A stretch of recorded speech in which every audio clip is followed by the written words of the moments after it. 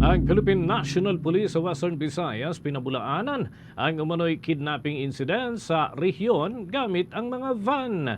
May balita ang Bombo Radio Iloilo. Nilinaw ng pulisya na walang kaso ng kidnapping sa Western Visayas, partikular sa lungsod at lalawigan ng Iloilo. Sa preham ng Bombo Radio Iloilo, sinabi ni Police Lieutenant Colonel Arnel Solis, tagapagsalita ng Police Regional Office 6, na walang basihan ng mga ulat tungkol sa umano'y insidente ng kidnapping sa rehiyon.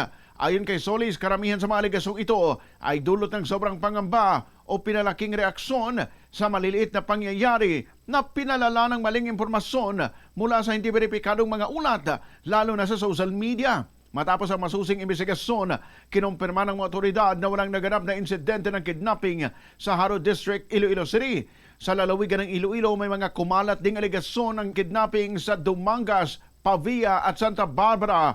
Ngunit walang ebidensya nagpapatunay sa mga ito.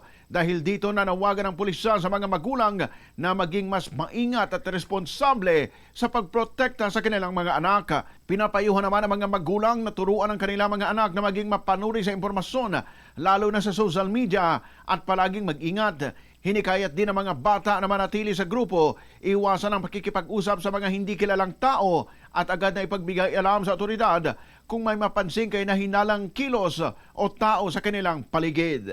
Kung may information po silang na-receive, much better po na i-validate po muna nila. And kung may mga concern po sila, i-report po nila sa ating pinakamalapit na himpilan ng pulisya. And of course, magtiwala po tayo sa ating mga pulisan. It's because based on the record, wala pong kidnapping incident na nangyari po dito sa Western Visayas, kung saan po napakatahimik at nakapeaceful po yung buong Western Visayas.